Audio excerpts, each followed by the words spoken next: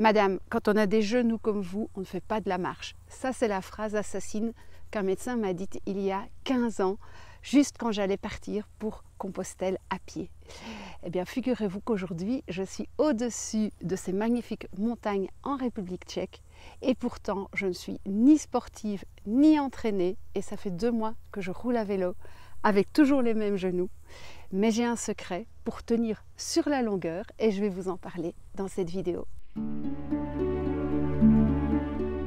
Mon secret pour arriver jusqu'ici sans aucun bobo, sans aucun problème de santé, eh bien, c'est de ne jamais dépasser mes limites. Je parle bien de mes limites physiques, pas de mes croyances limitantes ou de mes peurs ou de sortir de ma zone de confort, mais ça, on en a déjà parlé. Et donc ici, j'avais envie de vous parler du corps que l'on a, à l'âge qu'on a, parce qu'on ne choisit pas toujours de partir à Compostelle quand on est en pleine santé.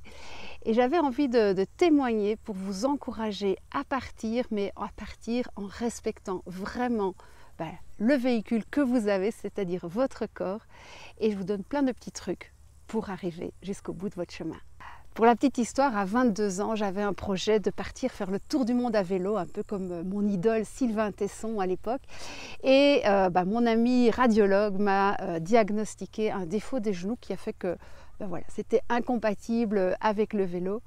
Et quelques années plus tard, quand j'ai eu 37 ans et que tout d'un coup, vraiment, le besoin de partir à Compostelle m'est tombé dessus, eh bien, rebelote, un médecin m'a dit « Madame, vous ne pouvez pas marcher, de toute façon, au bout de 3 jours, vous ferez des inflammations et vous devrez rentrer ». Devant ce diagnostic, eh bien, j'avais vraiment un moment de total désespoir parce que j'ai cru que je devrais faire le deuil du chemin. Et puis j'ai compris qu'en fait, ce dont je devais faire le deuil, c'était plutôt de la façon de faire le chemin. Effectivement, on ne fait pas de la marche, on ne fait pas de la compétition quand on a des genoux comme ça, mais on peut quand même marcher quelques kilomètres par jour, surtout apprendre à aller doucement. Et donc ce dont j'ai fait le deuil, c'était de mon esprit de compétition qui était très développé à l'époque. J'ai dû vraiment y renoncer et apprendre que j'allais être toujours la dernière sur le chemin. Petit à petit, j'ai appris à connaître de mieux en mieux mes genoux. Alors ça n'a pas été du premier coup, je me suis quand même retrouvée souvent avec des médicaments, avec des orthèses, avec des inflammations. Mais au fur et à mesure des chemins, j'ai vraiment eu la sensation que je m'écoutais de mieux en mieux. J'ai aussi mis en place toute une série de petits trucs comme d'abord de marcher seule pour être sûre d'être dans mon rythme, de m'arrêter très régulièrement dans les fontaines, de faire des longues étapes mais entrecoupées de très longues pauses, donc de marcher toute la journée. Tous ces petits trucs qui m'ont permis de doser l'effort exactement en fonction de mes limites. Et petit à petit, finalement, ces genoux, ces limites, elles sont devenues mes meilleurs alliés puisque grâce à elles, j'ai découvert la joie du bivouac qui me permettait de m'arrêter dès que je sentais que j'arrivais un peu au bout de mes forces. Elles m'ont permis aussi de me baigner dans toutes les rivières et dans toutes les fontaines, qui est quand même un grand plaisir. Elles m'ont permis d'aller visiter des tas de musées, bref, de découvrir une façon de cheminer que je n'aurais peut-être jamais connue si j'avais eu des genoux tout à fait normaux. Aujourd'hui, on est 15 ans plus tard, donc les genoux ne se sont a priori pas améliorés. Mais ce que j'ai compris, c'est que ce qui m'empoisonnait le plus finalement, c'était mes croyances limitantes. J'avais toujours cette croyance que je n'allais pas y arriver, que je n'étais pas capable de monter dans les montagnes, que je n'étais pas capable de faire des étapes dites difficiles. Alors qu'en fait, quand on s'écoute vraiment et qu'on respecte son propre rythme, tout est possible, même à tout petit pas. C'est d'ailleurs comme ça qu'un jour je me suis retrouvée au pied du Grand Saint-Bernard avec mon vélo et que je n'ai eu d'autre choix que de le grimper. Au bout de la journée, j'y suis arrivée. Un champion l'aurait fait en 3 heures. Ça m'en a mis 8, mais peu importe, j'étais quand même au-dessus, moi aussi. Cette histoire, c'est pour vous dire qu'il n'y a pas d'âge ou il n'y a pas d'état de santé minimal pour partir à Compostelle. On peut vraiment le faire si on en a l'envie, mais à condition de ne pas vouloir se mesurer à d'autres et d'adapter le chemin à ses limites et à son propre rythme. Alors, quelques petits conseils tout à fait pratiques. Ne jamais forcer sur son corps. Alors, le plus grand danger pour moi, c'est de marcher avec quelqu'un, ou encore pire, en groupe, parce que là, on n'est plus tout à fait dans l'écoute de son corps. On va surtout essayer de s'adapter au groupe. Pareil, si vous marchez en musique parce que vous êtes un peu fatigué ou que vous avez envie de vous motiver, faites très attention parce que c'est là qu'on peut se faire mal et qu'on arrête d'être vraiment attentif à sa douleur et donc aux signaux de son corps.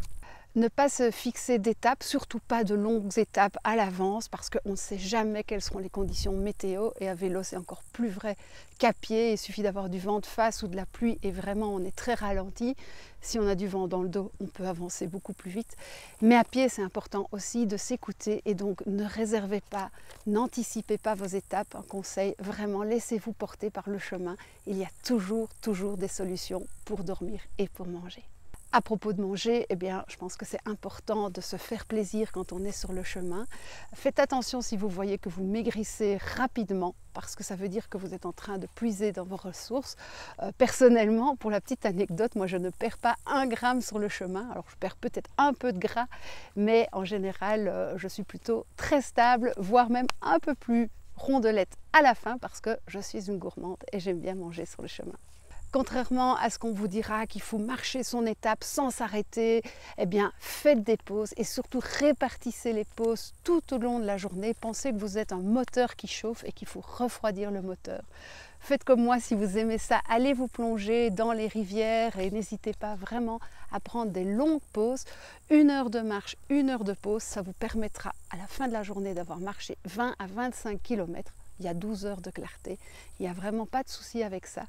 Et donc l'idée de se ruer dans un gîte pour ensuite être claqué et ne pas s'en remettre facilement, ben c'est vraiment la pire des choses à faire. Si on veut aller loin, il faut ménager sa monture. Et puis ce qui me semble aussi fort important, c'est de respecter son rythme de sommeil et donc les dortoirs avec les gens qui se lèvent très tôt le matin, c'est pas très compatible avec une bonne récupération. Donc si vous avez l'occasion de tenter le bivouac ou la tente, eh bien ne vous gênez pas, vous passerez de délicieuses nuits et vous vous réveillerez avec le chant du coq ou au moment qui est bon pour vous. J'espère que cette vidéo vous motivera à partir et vous enlèvera vos dernières craintes. N'hésitez pas vraiment, mettez-vous en chemin tout doucement et vous allez voir que vous pouvez arriver à faire de très belles choses. Ne dépassez pas vos limites, dépassez seulement vos croyances limitantes. À bientôt les amis, ciao!